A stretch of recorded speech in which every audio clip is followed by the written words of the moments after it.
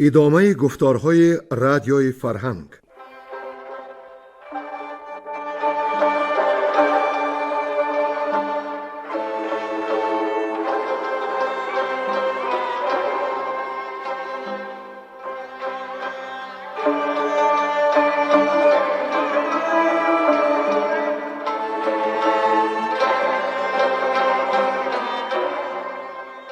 بسا رنج بردم در این سال سی، عجم زنده کردم بدین پارسی. بسا رنج بردم در این سال سی، عجم زنده کردم بدین پارسی.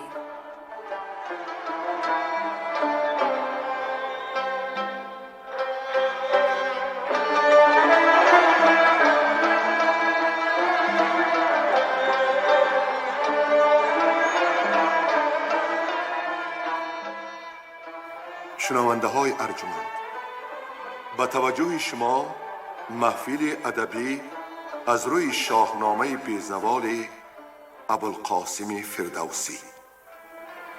صدر محفل نظام قاسم.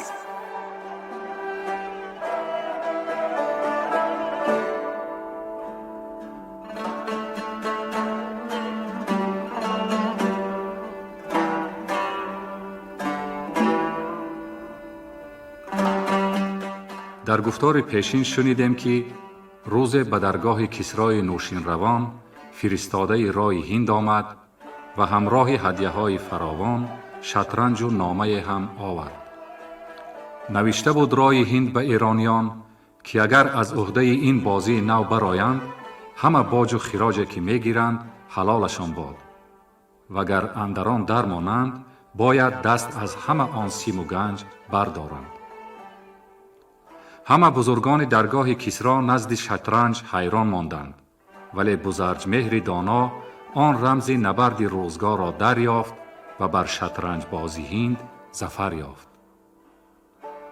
سپس همگونه شطرنج بازی نرد آفرید و شاه ایران همراه هدیه های گران آن را برای هند فرستاد که اگر اندران درمانند باید با کاروان دوچندی مال و چیز پس گردانند.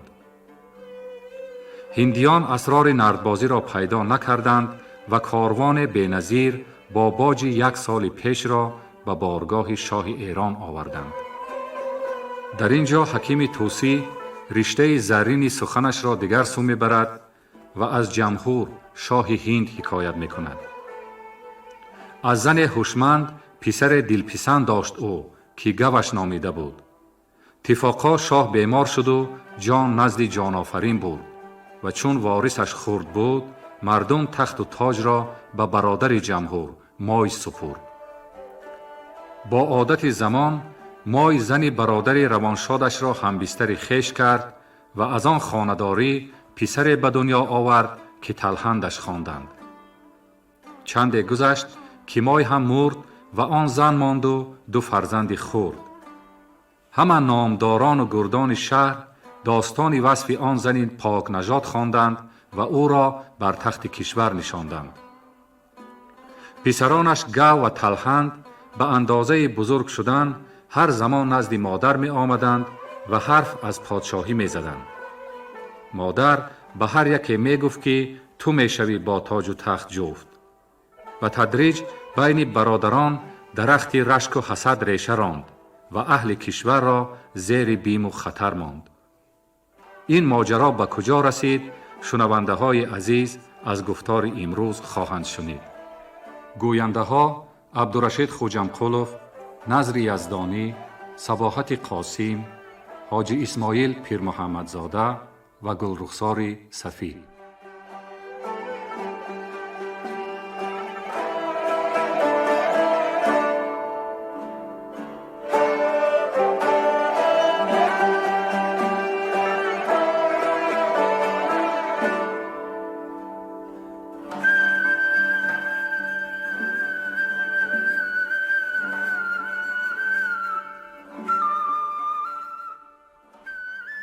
گفتگوی کردن گو و تلحند از بحر تخت.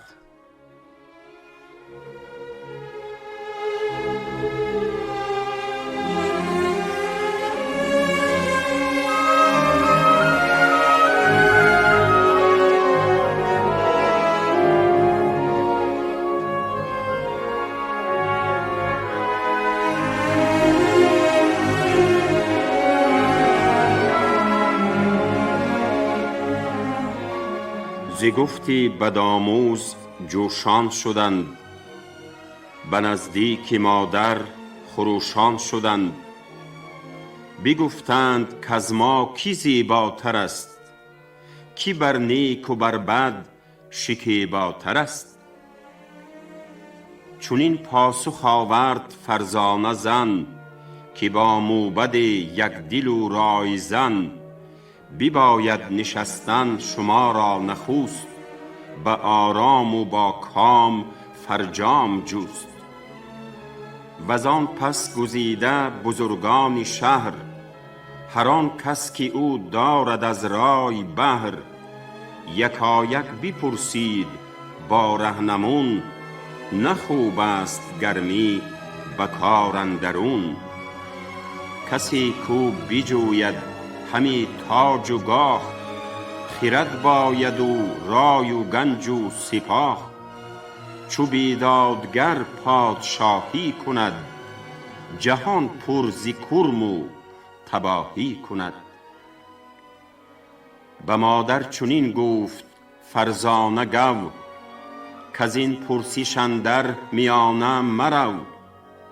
اگر کشور از من نگیرد فروغ، بگوی و مکن هیچ رایی دروغ. به تلحند بسپار تخت و کلاه، من او را یکی کهترم نیک خواه. وگر من به سال و خرد مهترم، هم از پشت جمهوری کنداورم. بدو گوی تا از پی تاج و تخت، نگیرد به بیدانشی کار سخت. بدو گفت مادر که تندی مکن، بر اندازه باید که رانی سخن. هر آن کس که بر تخت شاهی نشست، میان بسته باید گشاده دو دست. نگه داشتن پاک جان از بدی، به دانش سپردن رهی بخردی. هم از دشمن آژیر بودن به جنگ، نگه داشتن بهره نام و ننگ. ز داد و ز بیداد شهر و سپاه، بپرسد خداوند خورشید و ماه. اگر پشه از شاه یابد ستم، روانش به دوزخ بماند دژم. جهان از شبی تیره تاریک تر، دلی باید از موی باریک تر. کی از بد کند جان و تن را رها، بداند که کژی نیارد بها. چو بر سر نهد تاج بر تخت داد، جهان یکسر از داد باشند شاد. زمین یکسر آباد دارد بداد، بدادش بود مردمی دهر شاد. سرانجام بستر ز خشت است و خاک، وگر سوخته گردد اندر مغاک. از این دودمان شاه جمهور بود، که رایش ز کرداری بد دور بود.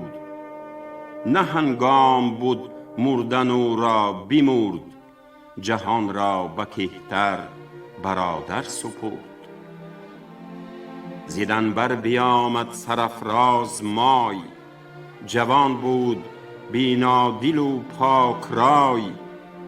همه صندلی پیش اوی آمدند، پر از خون دل و شاه جوی آمدند. بیامد به تختی مهی برنشست، میان بسته بود و گشاده دو دست. مرا خواست انباز گشتیم و جفت، بدان تا بماند سخن در نهفت. پس اکنون که مهتر برادر تویی، به سال و خرد نیز برتر تویی. همان کن که جان را نداری برنج، ز بهر سرافرازی و تاج و گنج. یکی از شما گر کنم من گزین، دیگر گردد از من پر از درد و کین، مریزید خون از پی تاج و گنج، که بر کس نماند سرایی سپنج. ز مادر چو بشنید تلخند پند، نیامدش گفتاری او سودمند. به مادر چنین گفت کز مهتری، همه از پی گو کنی داوری. بس حال ار برادر ز من مهتر است، نه هر کو بود مهتر و بهتر است. بدین شهر و لشکر فراوان کس است، که همسالی او با آسمان کرگس است. که هرگیز نجویند گاه و سپاه، نه افسر نه گنج و نه تخت و کلاه. پدر گر بروزی جوانی بمرد، نه تختی بزرگی کسی را سپرد. دلت جفته بینم همی سوی گو، برانی که او را کنی پیش رو. من از گیل بدین گونه مردم کنم، مبادا که نامی پدر گم کنم. یکی مادرش سخت سوگند خورد، که بیزارم از گنبدی لاژورد. اگر هرگز این آرزو خواستم، ز یزدان و بر دل بیاراستم. مبر زین سخن جز به نیکی گمان، مشو تیز با گردش آسمان. که آن را که خواهد دهد نیکویی، نگر جز به یزدان به کس نگروی. من انداختم هرچی آمد ز پند، اگر نیست پندی منت سودمند. نگر تا چی بهتر ز کار آن کنید، وز این پندها رامشی جان کنید. وز آن پس همه بخردان را بخواند، همه پندها پیش ایشان براند. کلیدی دری گنج دو پادشاه، که بودند با دانش و پارسا. بیاورد و کرد آشکارا نهان، به پیش جهان دیدگان و مهان. سراسر بر ایشان ببخشید راست، همه کام و رایی دو فرزند خواست.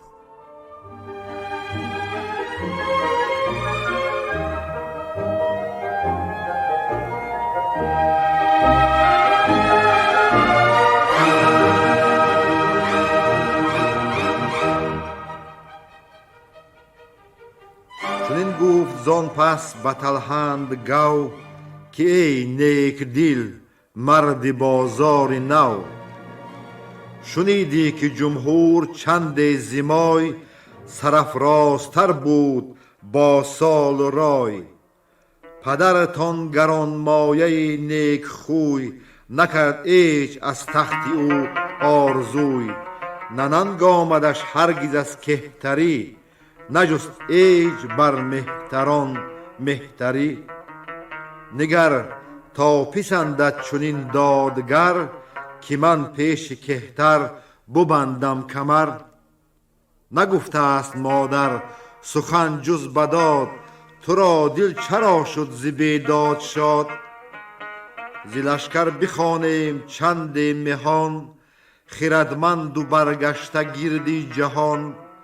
ز فرزانگان چون سخن بشنویم، برای و به فرمانشان بگرویم.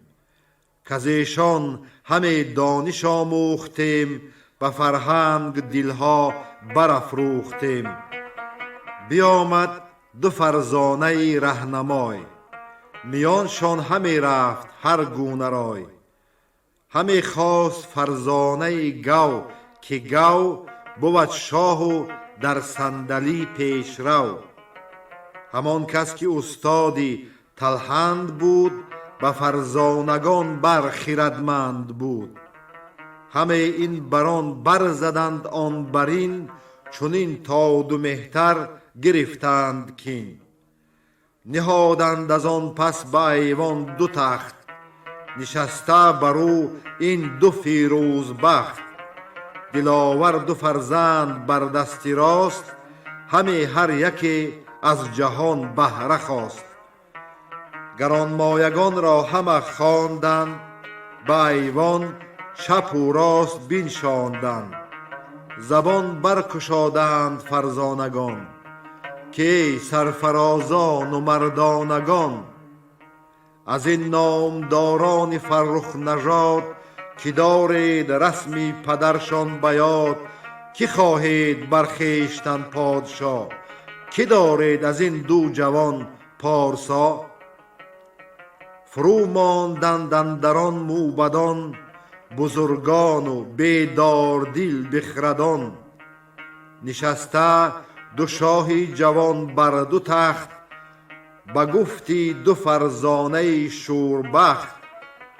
بدانست شهری و هم لشکری، کز آن کار شور آید و داوری. همه پادشاهی بود بر دو نیم، یکی ز انجمن سر برآورد راست. با آوا سخن گفت و بر پای خواست، که از ما دو دستور و دو شهریار. چی آریم گفتن کی آید بکار؟ بسازیم فردا یکی انجمن، بگوییم یک با دیگر تن به تن. وز آن پس فرستیم یک یک پیام، مگر شهریاران بیابند کام. برفتند از ایوان ژکان و دژم، دهان پر ز باد و روان پر ز غم. بگفتند کین کار با رنج گشت، ز دستی جهان دیده اندر گذشت. برابر ندیدیم هرگز دو شاه، دو دستور بدخواه بر پیشگاه. ببودند یک شب پرآژنگ چهر، بدانگه که برزد سر از کوه مهر. برفتند یک سر بزرگان شهر، هر آن کس که شان بود آن کار بهر. پرآواز شد صندلی چار سو، سخن رفت هر گونه بارزو. یکی را ز گردان به گو بود رای، دیگر سوی تلحند بود رهنمای. زبانها ز گفتارها شد ستوه، نگشتند همراه با هم گروه. یکی سوی تلحند پیغام کرد، زبان را ز گو پر ز دشنام کرد. دیگر سوی گو رفت و با گرز و تیغ، که از شاه من جان ندارم دریغ. پرآشوب شد کشوری صندلی، بدین نیک خواهی و آن بددلی. خردمند گوید که در یک سرای، چو فرمان دو گردد نماند بجای.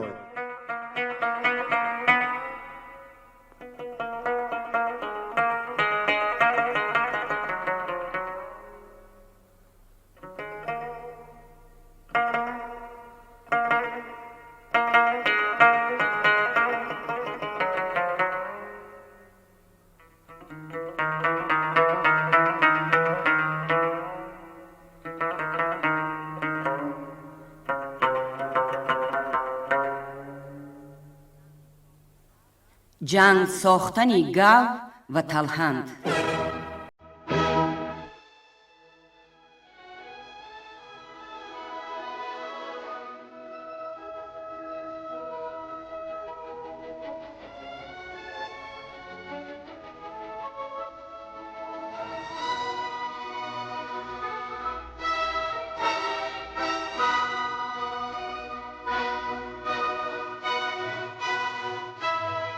پس آگاهی آمد به تلحند و گو، که هر برزنی را یکی پیش رو. همه شهر ویران کنند از هوا، نباید که دارند شاهان روا. ببودند از آن آگهی پر هراس، همه داشتندی شب و روز پاس. چنان بود که روز دو شاهی جوان برفتند بی لشکر و پهلوان. زبان برگشادند یک با دیگر، پرآژنگ روی و پر از جنگ سر. گوی نام بردار شد پرخروش، از آن گفته ها اندر آمد به جوش. به تلحند گفت ای برادر مکن، کز اندازه بگذشت ما را سخن. به بیهوده بر خیره چیزی مجوی، که فرزانگان آن نبینند روی. شنیدی که جمهور چون زنده بود، ورا مای همچون یکی بنده بود. بیمرد او و من مانده زو زار و خورد، یکی خورد را گاه نتوان سپرد. جهان پر ز خوبی بود از رای او، نیارست جستن کسی جای او. برادر ورا همچو جام بود و تن، به شاهی ورا خواستند انجمن. اگر بودمی من سزاوار گاه، نکردی به مای اندرون کس نگاه. بر آیین شاهان پیشین رویم، ز فرزانگان نیک و بد بشنویم. من از تو به سال و پدر مهترم، تو دانی که من تخت را برخورم. مکن ناسزا تخت شاهی مجوی، مکن روی کشور پر از گفت و گوی. چنان داد تلحند پاسخ که بس، به افسون بزرگی نجسته است کس. من این تاج و تخت از پدر یافتم، ز تخمی که او کیشت بریافتم. همی پادشاهی و گنج و سپاه، از این پس به شمشیر دارم نگاه. ز جمهور و از مای چندین مگوی، چو خواهی همی تخت را رزم جوی. سرانشان پر از جنگ باز آمدند، به شهر اندرون رزم ساز آمدند. سپاهی و شهری همه جنگ جوی، به درگاه شاهان نهادند روی. گروه به تلحند کردند رای، دیگر را به گو بود دل رهنمای. برآمد خروش از دری هر دو شاه، پی را نبود اندران شهر را.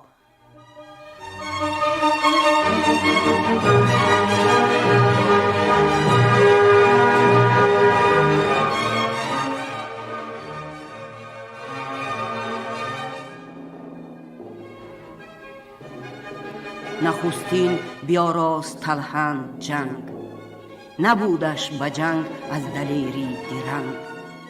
دری گنج های پدر در کشاد، سپه را همه ترک و جوشن بداد. همه شهر یکسر پر از بیم گشت، دلی مرد بخرد بدو نیم گشت. که تا چون بود گردشی آسمان، کی را برکشد زین دو مهتر زمان.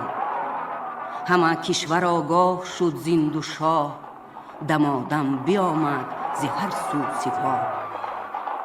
بپوشید تلحند جوشن نخست، و خون ریختن چنگ ها را بشست. بیاورد گو نیز خفتان و خود، همه داد جانی پدر را درود. بدان تیزی از جای برخاستند، همه پشت پیلان بیاراستند. نهادند بر کوهه پیل زین، تو گفتی همه جنگ جوید زمین. همه چشم پر زنگ و زرین درای، همه گوش پر ناله کرنای. به لشکرگه آمد دو شاهی جوان، همه پیشی بیشی نهاده روان. سپهر اندران رزمگه خیره شد، ز گرد سپه چشم ها تیره شد. برآمد خروشیدنی گاودون، ز دو روی آوای رویینه خون. بیاراسته میمنه میسره، تو گفتی زمین کوه شد یک سره، دو لشکر کشیدن صف بر 2 میل، 2 شاهی سرافراز بر پشت پیل. درفش درفشان بر سر به پای، یکی پیکرش ببر و دیگر همای. پیاده به پیش اندرون نیزدار، سپردار شایسته کارزار.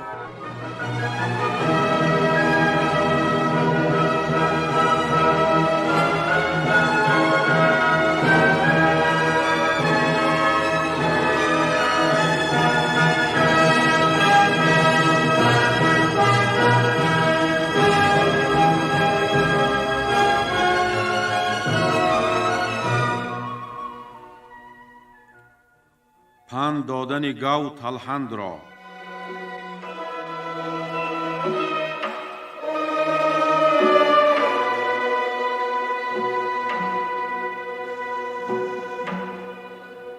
نگاه کرد گو اندران دشت جنگ، هوا دید چون پشت جنگی پلنگ. همه گام خاک و همه دشت خون، بگیرد اندرون نیزه بود رهنمون. به تلخند بر چند جانش بسوخت، خیرد هم لب آز او بر بدوخت. گزین کرد مرد سخنگوی گو، کزان مهتران او بودی پیش رو. که رو پیش تلخند او را بگوی، که بیداد جنگ برادر مجوی. که هر خون که آید به کین ریخته، تو باشی بدان یکسر آویخته. یکی گوش بگشای بر پند گو، به گفتار بدگوی غره مشو. نباید که از ما بدین کارزار، نکوهش بود در جهان یادگار. از این کشوری هند ویران شود، کنام پلنگان و شیران شود. بپرهیز از این رزم و آویختن، به بیدادی بر خیره خون ریختن. دل من بدین آشتی شاد کن، زوام خرد گردن آزاد کن. به پیمان از این مرز تا مرز چین، تو را باد چندان که خواهی زمین. همه مهر با جان برابر کنیم، تو را بر سری خیش افسر کنیم. ببخشیم شاهی به کردار گنج، که از تخت و افسر نیرزد برنج. وگر جنگ و بیداد جوی همه، پراکندنی گیرد کرده رمه. بدین گیتی اندر نکوهش بود، بدان در چرفتی پژوهش بود.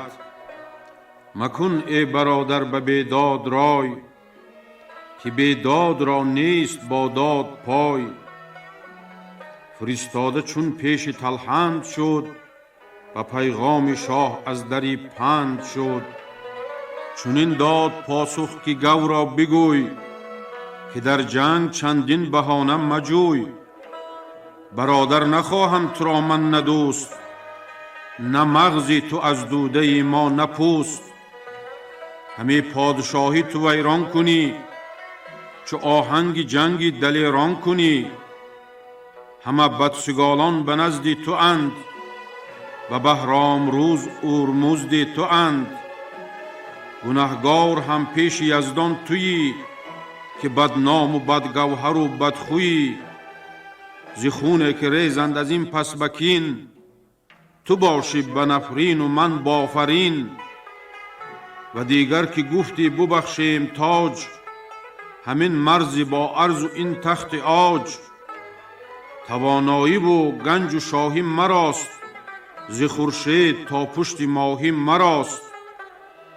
هر آنگه که تو شهریاری کنی، مرا مرز بخشی و یاری کنی. نخواهم که جان باشد اندر تنم، اگر چشم بر تاج و تخت افگنم. کنون برکشیدم سپه را رده، هوا شد شده با بزر آژده. ز بس تیر و ژوپین و نوک سنان، نداند کنون گو رکاب از عنان. برآوردگه بر سرافشان کنم، همه لشکرش را خروشان کنم. بدان سان سپاه اندر آرم به جنگ، که سیر آید از جنگ جنگی پلنگ. بیاریم گو را کنون بسته دست، سپاهش ببینند گردی شکست. که از بندگان نیز تا شهریار، نپوشد کسی جوشنی کارزار. چو پاسخ شنید آن خردمند مرد، بیامد همه یک به یک یاد کرد. غمی شد دل گو چو پاسخ شنید، که تلحند را هیچ دانش ندید. پراندیشه فرزانه را پیش خواند، ز پاسخ فراوان سخنها براند. بدو گفت که مرد فرهنگ جوی، یکی چاره کار با من بگوی. همه دشت خون است و بیتن سر است، روانها و دلها به درد اندر است. نباید که از این جنگ فرجام کار، و ما باز گردد بدی روزگار.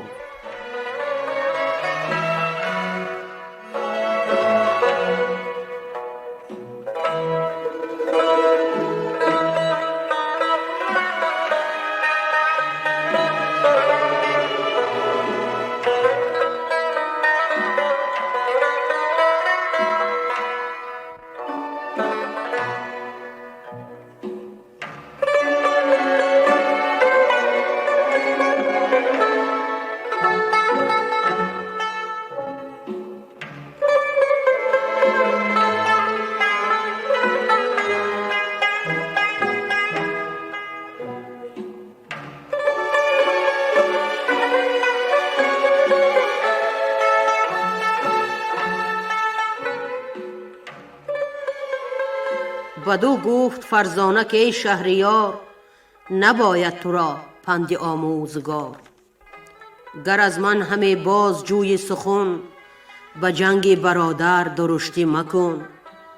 گر از من سخن باز جوی همه، به جنگ برادر مپوی همه. فرستاده را به نزدیک اوی، سرافراز و با دانش و خوبگوی. بباید فرستاد و دادن پیام، مگر گردد او اندرین جنگ رام. بدو ده همه گنج نابرده رنج، تو جان برادر گزین کن ز گنج. چو باشد تو را تاج و انگشتری، به دینار با او مکن داوری. نگه کردم از گردش آسمان، به زودی سرآید مرو را زمان. ز گردنده 7 اختر اندر سپهر، یکی را ندیدم برو رای مهر. تبه گردد او هم بدین دشت جنگ، نباید گرفتن برو کار تنگ. مده مهر شاهی و تخت و کلاه، بدان تات بد دل نخوانند شاه. دگر هرچی خواهد ز اسپ و ز گنج، بده تا ز جانت نمانی برنج. تو خود شهریاری و نیک اختری، به کار سپهری تواناتری. ز فرزانه بشنید شاه این سخن، دگر باره رای نو افکند بون. ز دردی برادر پر از آب روی، گزین کرد نیک اختر چرب گوی. بدو گفت رو سوی تلحند شو، بگویش که پر درد و رنج است گو. از این گردشی چرخ و این کارزار، همی خواهد از دادگر کیردگار. دلش دردمند است و جان مستمند، تنش در گذار و روان پرگزند. که گرد آردن در دلت هوش و مهر، بتابی ز جنگ برادر تو چهر. ز فرزانه تو که نزدیک توست، فریبنده جان تاریک توست. بپرس از شمار 10 و 2 و 7، که چون خواهد این کار بیداد رفت. اگر چند تندی و جنگ آوری، هم از گردش چرخ برنگذری. همه گرد بر گرد ما دشمن است، جهانی پر از مردمی ریمن است. هم از شاه کشمیر و فغفور چین، که تنگ است از ایشان به ما بر زمین. هم از جنگ شیران ایران زمین، بترسم شما جنگ سازیم و کین. نکوهیده باشیم از این هر سه روی، هم از نامداران پرخاش جوی. چی گویند که از بهر تخت و کلاه، چرا ساخت تلهند و گو رزمگاه. به گوهر مگر هم نژاده نیند، همان از پدر پاک زاده نیند. به گفتار ناپاک دل رهنمون، همه دست یازند خویشان به خون.